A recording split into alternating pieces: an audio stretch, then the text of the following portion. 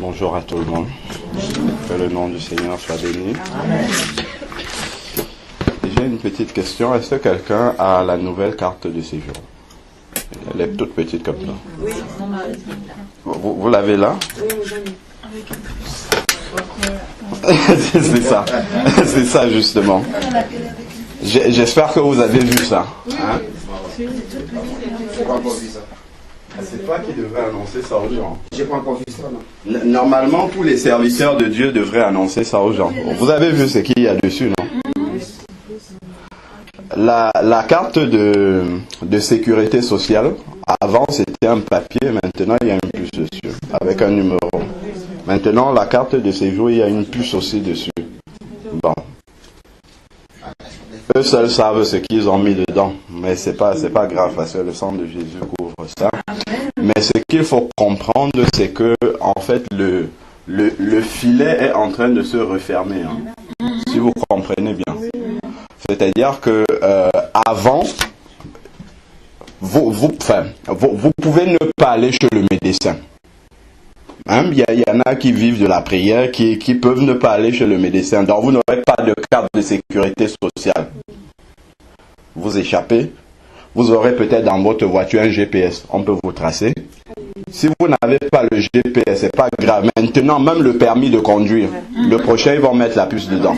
Si vous échappez, moi, je ne sais pas si on peut vraiment vivre sans la carte de séjour. Même ceux qui ont les cartes d'identité françaises, c'est en train de changer. La prochaine, il y aura la puce aussi dessus. Donc, c'est pour dire que si vraiment on ne s'accroche pas à Jésus, il faut qu'on commence dès maintenant à réfléchir comment on va faire pour vivre sans ces trucs-là. Parce qu'à partir de ça, on pourra savoir où est un être humain pour aller lui poser la question si vraiment il veut prendre la vraie puce maintenant à l'intérieur. Donc il faut faire attention. Parce que ça, je pense en tout cas que quasiment tous les étrangers l'ont. Bon, ceux qui ne sont pas en situation régulière veulent quand même l'avoir. Et au nom de Jésus, ils l'auront. Et quand tout le monde aura ça, personne ne pourra plus échapper. Vous comprenez bien? Donc, il faut voir comment est-ce que c'est en train de se mettre en place. Il ne faut pas aller prendre ça à la préfecture sans faire attention. Il faut comprendre ce qui est en train de se passer. Et plus ça avance, plus il faut se préparer. Amen. Amen. Donc il ne faudrait pas que nous soyons les yeux fermés là-dessus. Le Seigneur a dit que nous sommes la lumière du monde et le sel de la terre. Donc c'est nous qui devons expliquer ce type de choses-là au monde. Amen. Alors, la semaine dernière, on avait commencé l'étude de la parole sur le pouvoir de la langue. Amen. On avait commencé à lire, on avait lu un certain nombre de textes. Je vais résumer pour ceux qui n'étaient pas là. Alors, on avait dit que pour les hommes ont établi une certaine hiérarchie de péché. C'est-à-dire que pour nous, tuer quelqu'un, par exemple, c'est hyper grave. Pourtant, mentir, c'est pas grave. Pourtant, pour Dieu, le péché, c'est le péché. Un péché, on avait lu aussi, c'est dans Romains 6, 23, le salaire du péché au singulier, hein, c'est au singulier, c'est la mort. Donc, que je mente, que je tue, c'est la même chose, c'est la gêne. Donc, et on avait parlé justement du pouvoir de la langue. Généralement, les péchés liés à la langue, on suppose, pour nous, on pense que c'est quelque chose de négligeable. Et on a lu, c'était dans Matthieu 5, du verset 21 au verset 22, où Jésus dit, si tu dis à ton frère insensé, tu es passible d'aller en enfer, dans la géhenne. Pourtant, si je parle mal de mon frère, si je dis une telle parole à mon frère, pour moi, je ne serais même pas blessé, même pas gêné. Ça ne va même pas me déranger. Mais pourtant, Jésus dit, à cause de ça, on peut descendre. Donc, c'est pour ça qu'il faut faire très, très, très attention à ce membre-là qu'on a dans notre corps. Alors, et on avait donné le texte pour aujourd'hui. C'était dans Jacques 3. Enfin, c'est dans Jacques 3, puisque c'est aujourd'hui qu'on va le lire. Dans Jacques 3, du verset 1 au verset 12. Alors, je vais le lire. Donc, la première partie ne va pas nous intéresser, mais on va la lire quand même. Ne soyez pas nombreux à vouloir être docteurs, c'est-à-dire enseigner la parole, docteurs de la parole, mes frères, car vous savez que nous subirons un jugement plus sévère. Donc ici, on peut quand même nous récupérer ce passage-là et dire que le docteur de la parole, c'est quelqu'un qui parle de la part de Dieu, c'est quelqu'un qui apporte la prédication. Donc c'est sa langue qui parle pour Dieu. Donc il sera jugé encore plus sévèrement pour dire que ce que la langue fait, ce que la langue pratique sera jugé avec beaucoup de sévérité, de sévérité par le Seigneur. Donc ça, c'est ce que nous pouvons retenir de ce verset. Nous bronchons tous de plusieurs manières. Si quelqu'un ne bronche pas en parole, c'est un homme parfait, capable de tenir son corps en bride. Amen. Donc on disait aussi la dernière fois que le fait de pouvoir retenir sa langue, le fait de pouvoir se retenir de réagir, c'est l'un des plus grands signes de quelqu'un de spirituel. C'est quelqu'un qui arrive à ne pas broncher. Quand on voit dans Galates 5:22 les manifestations du fruit de l'esprit, l'un des plus grands fruits de l'esprit, c'est la maîtrise de soi. Quelqu'un qui arrive à se maîtriser, c'est quelqu'un qui s'est vraiment rapproché de Dieu. Amen. Quand on voit Jésus, et il y a toutes sortes de circonstances difficiles autour de Jésus. Prenons par exemple, lorsque la tempête s'agissait, Jésus dormait, il était calme. Devant les circonstances très bruyantes, il ne perdait pas le contrôle de lui-même. Il restait centré sur le Père parce que il savait qu'à tout moment, le Père peut intervenir. Et c'est ce que la parole nous demande, c'est vers ça que nous devons tendre. Mais ça ne vient pas naturellement comme ça. Il faut qu'il y ait une volonté de notre part d'arriver à ce stade-là. Parce que si on le néglige, jamais on ne pourra arriver à ce stade. Jamais le Saint-Esprit ne pourra faire une telle œuvre en nous si on ne veut pas. Parce que le Saint-Esprit, c'est comme un gentleman, il ne force personne.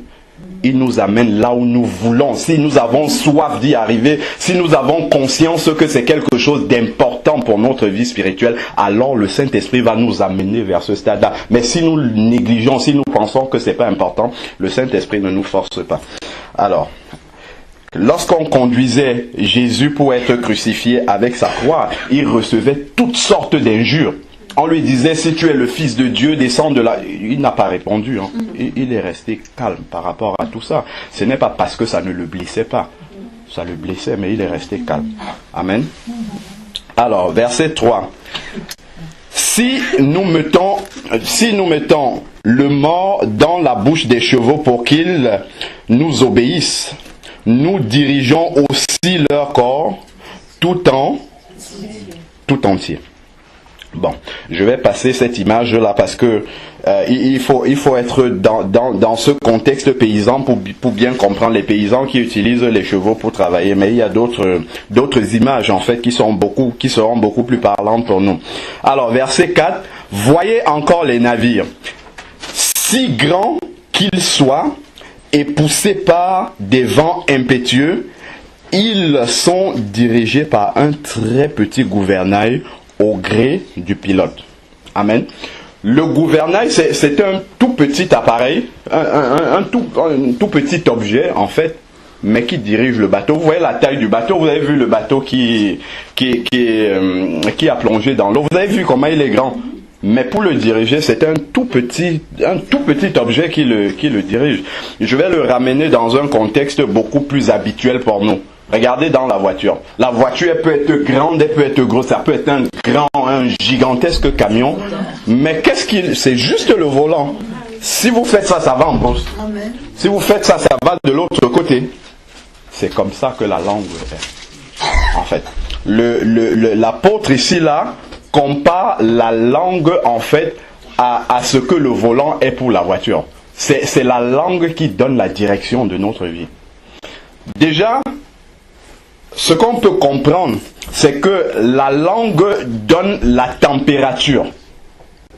spirituel de quelqu'un, si vous voulez savoir, je le disais encore la dernière fois, si vous voulez savoir si quelqu'un est en communion avec Dieu, s'il est connecté à Dieu, si vraiment il est rempli du Saint-Esprit, taisez-vous, écoutez-le parler.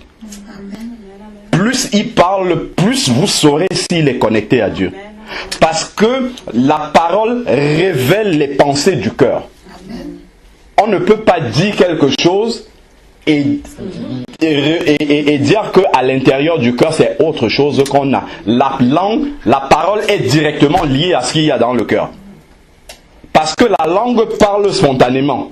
Donc elle ressort. C'est pour ça qu'on dit que souvent c'est dans le lapsus qu'on dit les vérités. Parce que le lapsus n'est pas contrôlé et ça libère la vérité qui est dans le cœur. Amen. Lorsque vous allez voir le médecin, actuellement, moi aussi j'étais malade il y a 2 semaines. Quand vous allez voir le médecin, la première chose que le médecin fait, c'est quoi? Il va vous examiner et la toute première chose, il prend une petite torche et qu'est-ce qu'il examine? Il examine la langue. En fonction de votre langue, il peut savoir si vous avez une angine, c'est exactement ce que l'apôtre nous dit. Si vous voulez savoir si quelqu'un est en santé spirituelle, à examiner, écoutez sa langue. Écoutez ce qui sort de sa bouche. Quelqu'un peut fermer les yeux et adorer le Seigneur. Attendez que l'adoration soit passée. Sortez avec lui, écoutez comment il parle. Vous saurez vraiment s'il est connecté à Dieu. Parce que souvent, on se trompe par les apparences. Les apparences nous trompent beaucoup.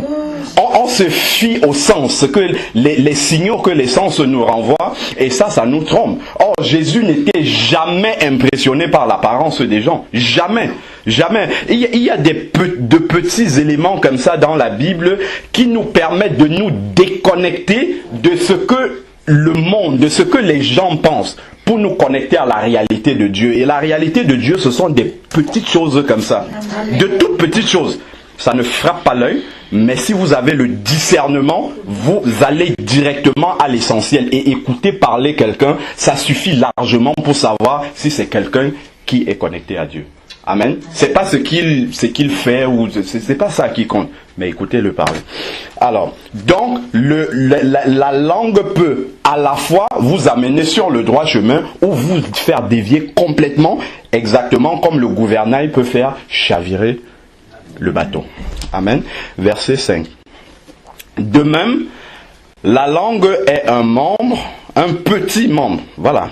Petit membre, mais elle a de grandes prétentions. Voyez comme un petit feu peut embraser une grande forêt. Vous voyez, je sais pas, vous prenez la forêt amazonienne par exemple, la plus grande forêt du monde. Vous prenez une petite allumette. L'allumette c'est insignifiant, c'est rien du tout. Quand vous envoyez ça dessus, ça peut embraser toute la forêt amazonienne. Hein? C'est ce qu'il dit. C'est-à-dire que la langue, c'est rien du tout, mais ça peut détruire comme pas possible. Sur une parole, on peut arriver à détruire quelqu'un complètement. C'est encore plus... ça peut avoir des conséquences encore plus graves que si vous tapez sur cette personne. Hein, juste en lui disant une parole. Ça dépend de ce que ça va trouver dans son cœur. Ça peut le détruire complètement. C'est pour ça qu'il faut faire très attention. Il faut retenir sa langue. Parce qu'une fois que c'est sorti, on ne peut plus reprendre pour mettre dedans. C'est fini. C'est fini. Vous pouvez demander pardon. La personne va pardonner. Mais l'effet que ça a déjà accompli est là. La blessure est là. Et c'est difficile de l'enlever. Le Seigneur peut, mais c'est très, très, très difficile. C'est pour ça qu'il faut prendre le temps de réfléchir. Il faut prendre le temps de contrôler sa langue. C'est vraiment... c'est une chose capitale pour la vie du chrétien. Capitale. Ça, il faut vraiment le comprendre. Et la langue, il le dit un peu plus loin, la langue peut souiller tout le corps. Le corps qui est le temple du Saint-Esprit. Le corps qui accueille l'Esprit de Dieu. La langue peut gâcher tout, en fait. Totalement. La langue peut attrister le Saint-Esprit qu'on a en nous. Toute la joie qu'on a là pendant l'adoration, on peut sortir avec, mais il suffit qu'il y ait un petit événement qui fasse sortir une parole mauvaise. La journée, c'est fini. Amen. Tout le temps qu'on a passé ici, c'est fini. C'est pour ça qu'il faut. Parce que quand on se retient, on réfléchit, on se connecte avant de parler. Et on mesure la conséquence que ce qu'on a dit peut produire. Mais une fois que c'est dit, on ne peut plus mesurer. C'est avant que ça se mesure, pas après que ça soit sorti. Amen. Alors, verset 6. Or, la langue aussi est un feu. Elle est le monde de l'injustice. Voilà, c'est la langue qui contrôle l'injustice. La langue a sa place parmi nos membres. Elle souille tout le corps, c'est ce que je disais, et embrase tout le cours de l'existence. Embrasée qu'elle est, voilà, embrasée qu'elle est par la GN. Ce qu'il faut comprendre, c'est que suspendu à notre langue, ou alors la langue est à la fois connectée au ciel et à l'enfer. Amen. Vous comprenez, quand quelqu'un naît de nouveau, son esprit est régénéré. Nous sommes composés de 3 parties. Le corps physique qu'on voit, l'âme, c'est le siège de nos pensées, de nos sentiments et de nos émotions. Et l'esprit, c'est la partie la plus profonde qui est connectée à Dieu si on est converti, ou qui est connecté à l'enfer, à Satan si on n'est pas converti. Au moment où on se convertit, c'est l'esprit. C'est cette partie-là qui passe du royaume de Dieu, de Satan au royaume de Dieu. Amen. Mais il y a une copie de notre ancienne, de notre vieille nature qui appartenait à Satan, qui reste encore en nous. Elle est là, c'est ce qu'on appelle la chair. Et la langue fait partie de la chair. Ça, il faut le savoir. Donc, la langue est à la fois connectée au ciel et à l'enfer. C'est l'un des seuls membres qui est comme ça dans notre corps. Soit elle dit ce qui vient d'en haut, soit elle dit ce qui vient d'en bas. Donc, à partir du moment où on est conscient qu'il y a 2 sources qui arrivent là, il faut laisser sortir celle qui vient d'en haut. Et c'est quand on se retient, qu'on analyse les 2 sources qui arrivent là, qu'on peut prendre la bonne décision. Parce que l'homme n'est pas un automate. S'il faut, même celui qui est conduit par l'esprit, l'esprit reste toujours libre. C'est-à-dire, l'esprit laisse toujours l'homme libre, autant pour moi. C'est-à-dire que l'esprit inspire, l'enfer inspire, mais l'homme reste libre de choisir les 2 décisions, toujours. La différence entre l'homme et l'ange, c'est que l'ange est comme un automate. Il fait ce que Dieu dit. Il est obligé de... Dieu a fait ces créatures-là. Mais Dieu a fait l'homme libre totalement. Même le chrétien, il est libre. Le Saint-Esprit te rappelle la parole de Dieu. Quand tu es prêt à pécher, il te rappelle, il te dit c'est ça la parole de Dieu. Mais il ne te dit pas tu es obligé de faire. Jamais. Il te laisse devant le choix.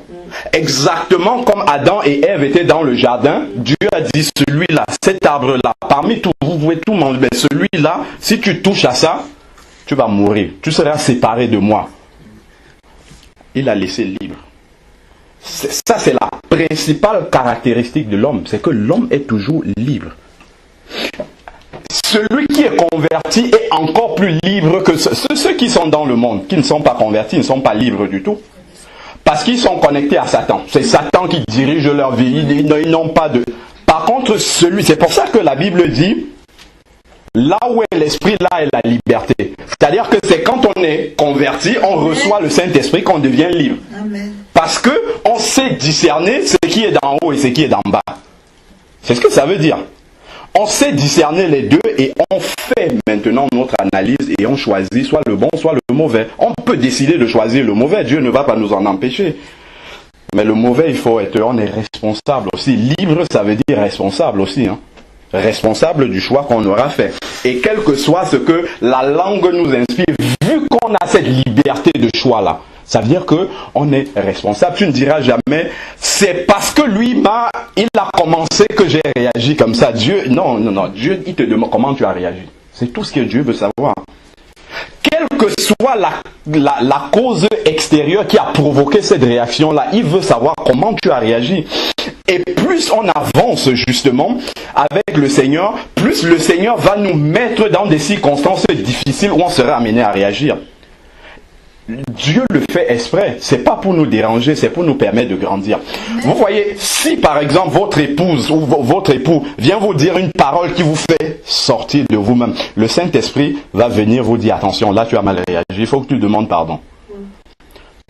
Tu seras embêté parce que tu as le Saint-Esprit, tu vas demander pardon. Mais ça ne va pas s'arrêter là.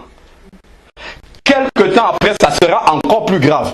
Pourquoi? Parce que Dieu veut, c'est à l'examen qu'on devient, en forgeant qu'on devient forgeron. Il va rajouter les preuves toujours plus grandes. Il va te presser toujours plus pour que tu arrives à te maîtriser. Et après, maintenant, quand tu seras devant les grandes circonstances, tu vas regarder. Ça ne va plus t'impressionner. Parce que Dieu t'a forgé sur de petits exemples, de petits, jusqu'à ce que tu puisses atteindre la stature parfaite de Jésus que nous dit Éphésiens 4. C'est cette maîtrise de soi que Jésus avait. C'est vers là que le Seigneur veut nous amener. Et ça passe par le contrôle de la langue. Jamais on ne pourra se maîtriser si on n'arrive pas à maîtriser la langue. Amen. Ensuite, alors verset 7.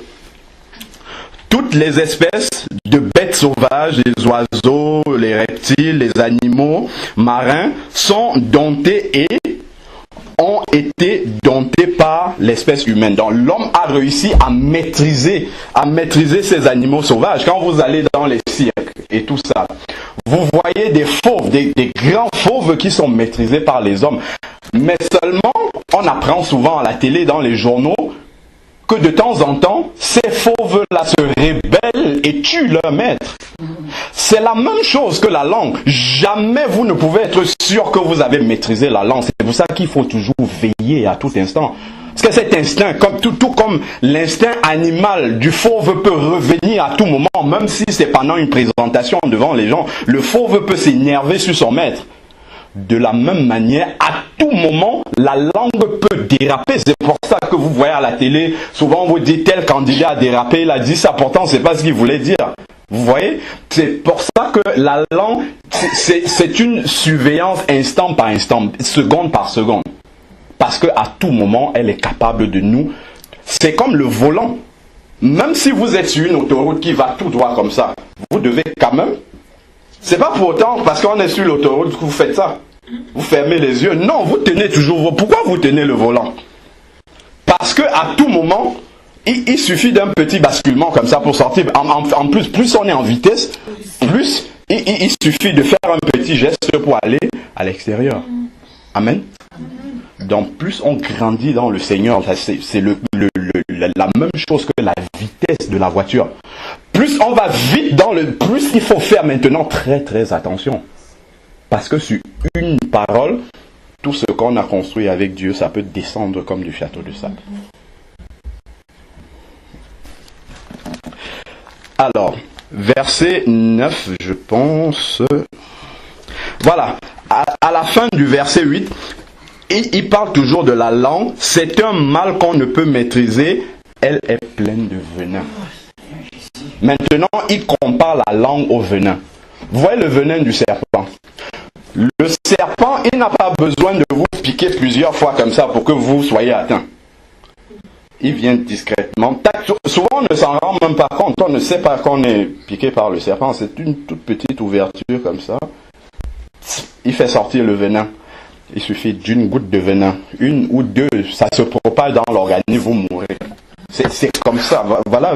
Ici, il compare le pouvoir de la langue à comment le venin peut agir dans l'organisme. Il suffit d'une parole, une toute petite.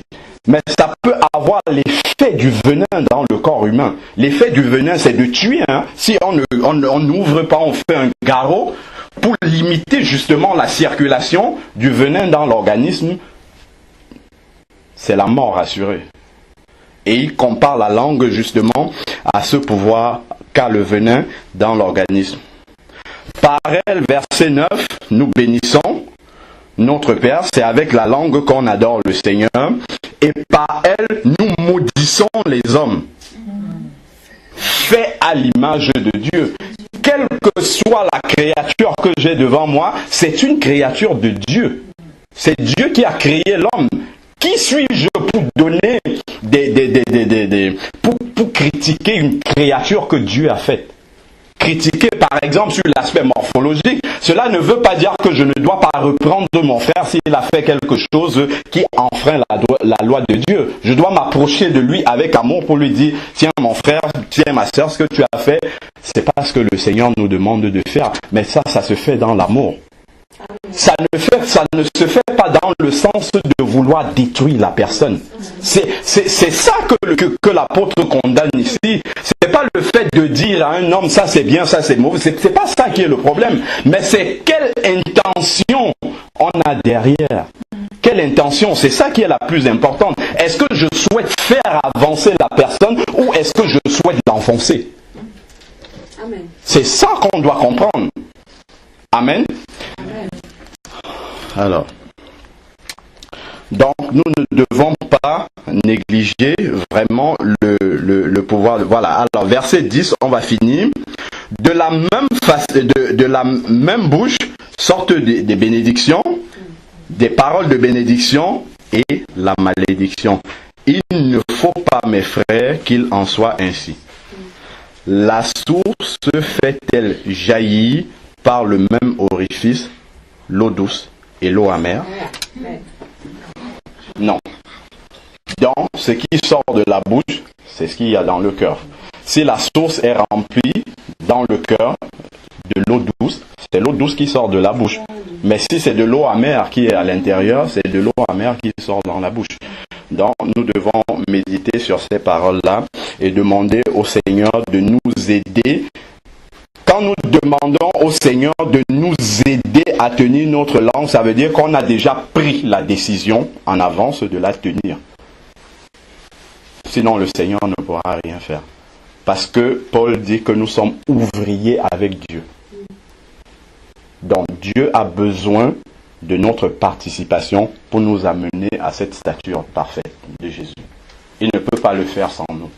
Amen. Sans notre consentement, sans notre accord. Nous prions le Seigneur.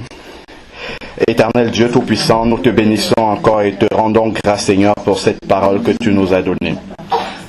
Seigneur, merci parce que tu nous fais prendre conscience encore ce matin, Seigneur, que nous avons en nous, Seigneur, ce petit organe-là, Seigneur, qui est capable de construire, mais aussi capable, Seigneur, de détruire en un instant, Seigneur.